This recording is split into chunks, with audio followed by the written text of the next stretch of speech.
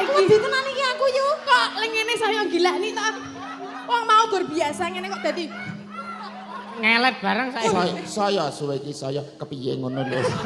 Lah ya aku wedi aja ngono ta. Iki ana pamundutan ketoprakan. Ngono. Saka Pak Oka Wibowo saka Amsterdam Belanda. Iya. Keparengaken? Kepareng sangat. Ya nika Lakone apa? Minak Jinggo. Oh, duduk didikan. Minak jinggo. Saya tak bacakan ya. Ya, silahkan monggo. Sik. Pasti ada deh. Ada Ya, deh. ada dong. Dong gedang. Dari Kajarta. Nggih, menika menawi saged nyuwun fragmen Minak Jinggo Mbah Waluyo yang jadi waito Mbak Tatin puyengannya Mbak Nikan utawi Mbak Tia. Men gayang dalu menika wonten apresiasi saweran 600.000. Rekeningnya sinten? Lah kira ngono diomongke. Ora diomongke. Nek nang nggon aku ya wis bejaku ya. Oke, ora apa-apa. Piye Mbak? Ikhlas ora Mbak? Oh, ikhlas. Iya, Bapak ingkang saking Amsterdam niki nyuwun pangapunten. Gandeng minak jigone ora teko nggih tadi mawon. Wong iki dinteni ket mau. Oh iya. Ya oke. Lah iki Waitone sapa? kula. Terus puyengane? Nek mboten Mbak Pian apa Mbak Niken, napa asing Lisa nggih, ora apa-apa. Yes. Lisa. Manut Pak Oka. Oh iya. Heeh, sapa? Manut Pak Oka sapa siji? Oh, Mbak Tia. Ora apa-apa, Nduk. Ku meneng kowe to penak. Ayo to kene. Ngapa kowe? Kene ayo kene. Kowe dadi wis pokoke nek upamane kowe iki wayang wong dadi gunungan, yen kon meneng wae wis.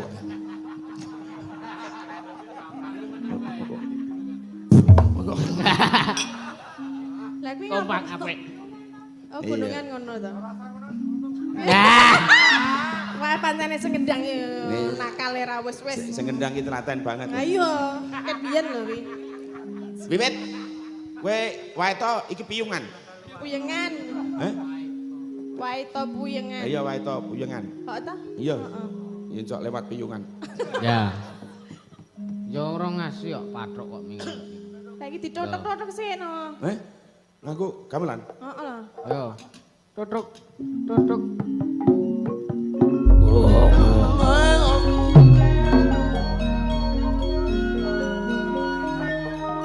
Kayak arah.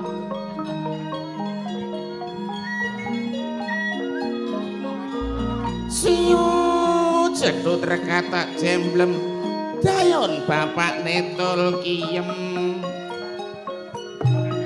Kowe dayon. Kayak emoh aku dalange kok. Oh jadi. Kula lurae.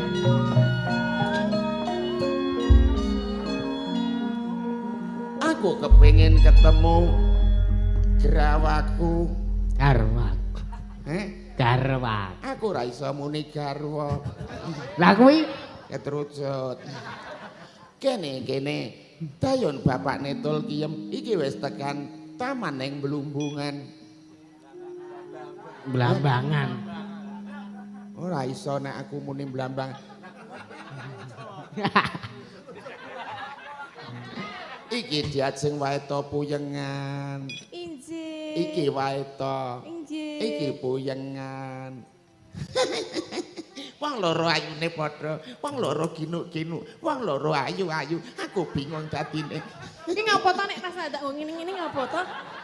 Minak jinggo ki pincang. Dadi ngene iki. Nek pincang ki mriku ne to? Lah ya ning nek Mboten mriki nek to? ora nek liyane biasa. Kene Ora. Nek areng ngejayuk piye? Ayo ngene. Ngono. iki lak wis kode. Mboten panjenengan menika ajeng ngresake napa to? Kowe iki dadi wanita sengkeran. Wis 3 taun mapan nang taman Blambangan. Kowe kudu gelem ngladeni Akiyu. Aku Minak Ning jinggo. kula niku mboten tresna len jenengan niku. Ngene ya Nduk Cahayu, ana paribasan, waiten trisen, jailen saiken kailen. Apa bahasa apa wi? Basa Jerman, witing tresna, jalaran saka kulino. Waiten. Piye mau? Waiten. Waiten trisen, jailen saiken kailen. Aku meng basa Jawa dijermanke kok. Aku bingung. Jenengan sing pundi? Ngene ya wong ayu, endi tanganmu? Aduh, kleru mengko. Engko ndak kleru karo ager-ager. Kene wae.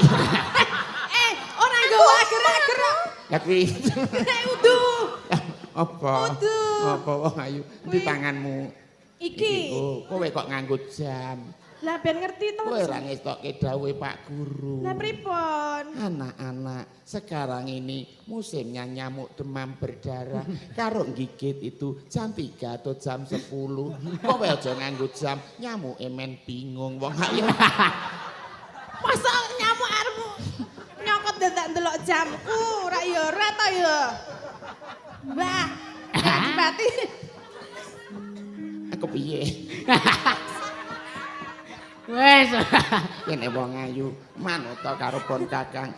Yo aku mak yo. Aja mah mongko nak tak cacahke kalonjono. Kula ki mboten purun lho, Mbah.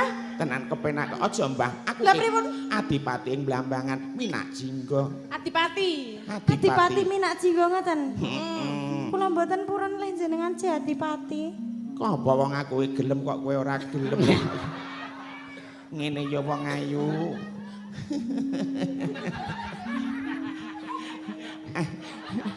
Lah kok bathuke barang iki bathuke. Wah, kok Aku iki ditenan iki aku yo. kok ling ngene saya gilani to. Wong mau gur biasa ngene kok dadi Ngelet bareng saiki. Saya suwe iki saya kepiye ngono lho. tak ya aku wedi aja ngono to. Bathuke puyengan atos. Nek jenenge bathuk ya atos masa ya empuk. Ana bathuk sing empuk. Apa? Bathuk abu. Ya ora ono. Murah. Ampun ngaten niku ta Kang Mas Adipati. Adipati ampun. Iki nek manggon ngene iki kaya Minak Jingga keceblok. Nggih penting mriku mawon keceblok mboten napa-napa kajenge mboten mriki. Ora iso, aku kudu cedhak karo kowe wong ayu.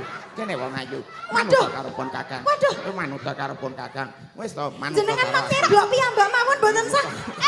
Jak kula. Iki medeni tenan iki yo. Ya wis Weh, kowe mapano wae, mapano ora apa-apa. Mapan Lah kok ora nek apa-apa. dadi kepiye iki? Weh, Ya wis ora tanggung jawab. kene becek kangger duyak ya angger ketanggor gek gedepek. Kok kaya pitik. Manut ya wong ayu. Mbemu bang, Apa? lambemu abang. Heeh. Seksi. Remungir, Reng mungir. Apa kowe? irungmu bangir. Terus. Letmu ning, Weh. kulitmu kuning. Nah. Mbutmu reng, Apa tuh? rambutmu ireng. Terus? Nggih.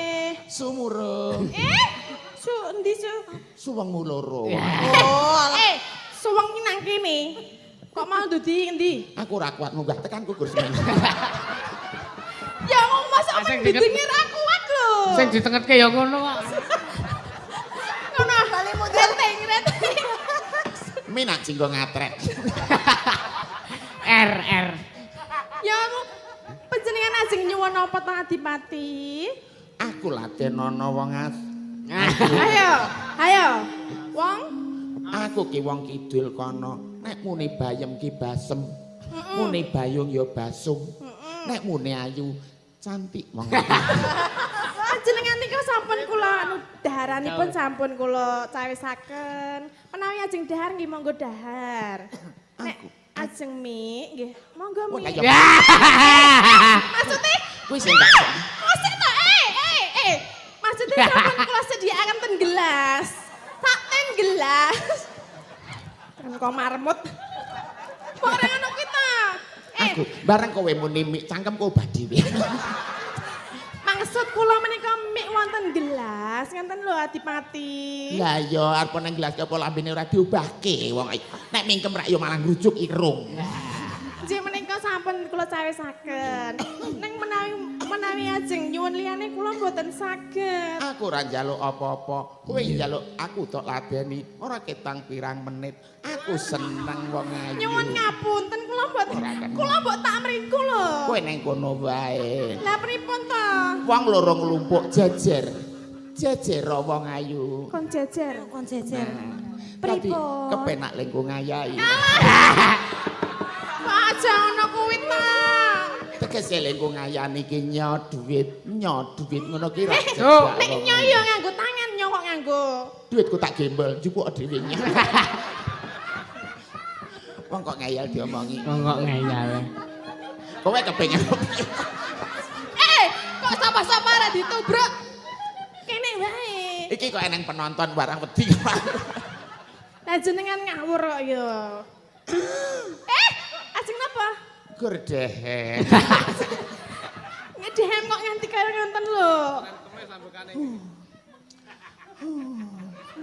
Aku ki adipati ning seniman. Dadi aku ki ngopo-ngopo nganggo irama, mlaku we kaya ngidak ketruk kenong. Lah piye? Ambek aku we kaya rebab. Loro napas. Ayo. Ampun mboten sah ngangge nembang. Ayo. Haning barang. Kowe piye carane ngono kuwi? Aku kok wujuse wedi to iki.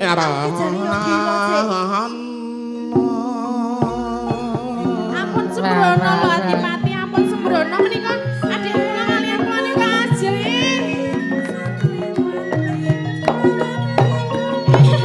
Piye iki dados Ayo lancar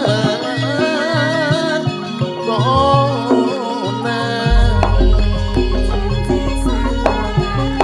Aja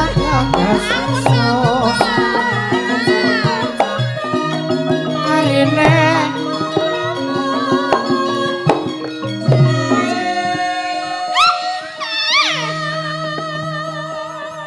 mek-mekan. kowe ora liwat. wedi kok. Rasa liwat Dik, rasa Lah wong liwat. sing sikile mek ngene lah aku piye, Cuk? Kalian rene. Ayo kek lewat to.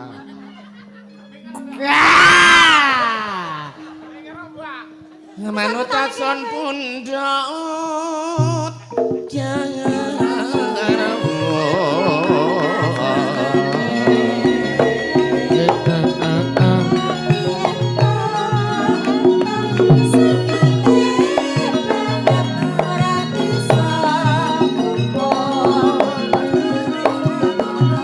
ayo ya bareng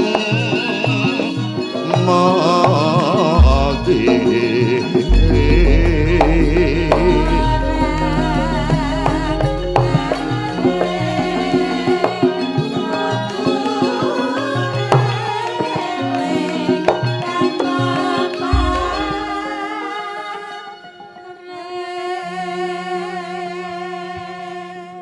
tresnaku marang sliramu ora iso dipara telu ming dipara loro ing antarane you and I wong ayu Ai. ai Ai. airan Aine sakmono. netra kocak lendre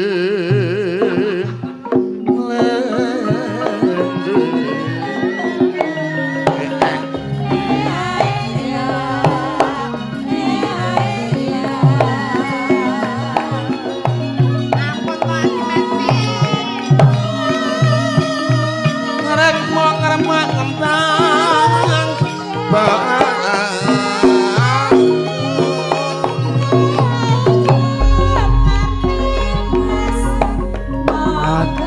Mampir apa sito apa ora mampir wong ayu tak upamaake yen to kowe banyu aku telese yen to kowe geni aku panase yen to kowe anglo aku cerete yen kowe jaran aku sing nukokke pakan wong ayu tuh kuwi jane Nek jaran ki ditumpaki iki. ditumpaki gene saiki gelem ya Menika mboten purun, namung nek biasanipun nek jaran menika dipun tumpaki. iya Mboten. Aduh, pun mboten kiat to. wis bali suarane bali ning suwung dasar putra nyona Valendra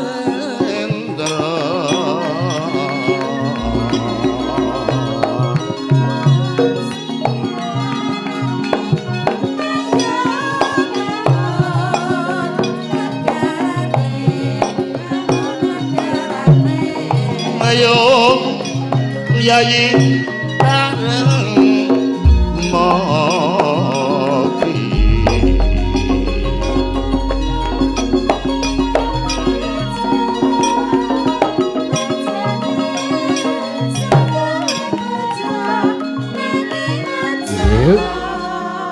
Ampun mriki to.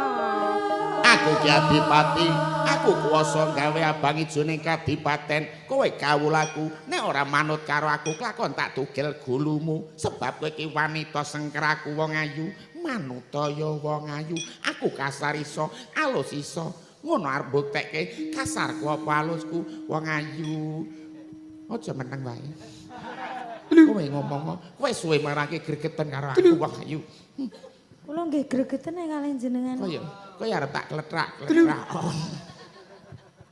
Kelapa.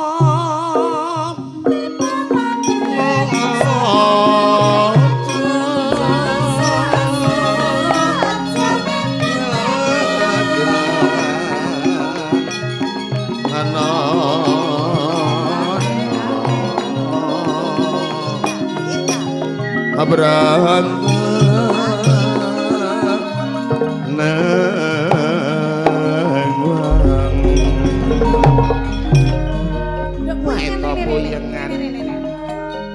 Coba penggalian kanthi wening wong ayu wong urip neng ngalan donya sing diupati apa ya mung kesenengan kamulyan mongko wong urip kuwi senenge yen sugih bondo lan sugih harta kaya dene adipati Minak Jingga ya ngayu manuta Gelem ora?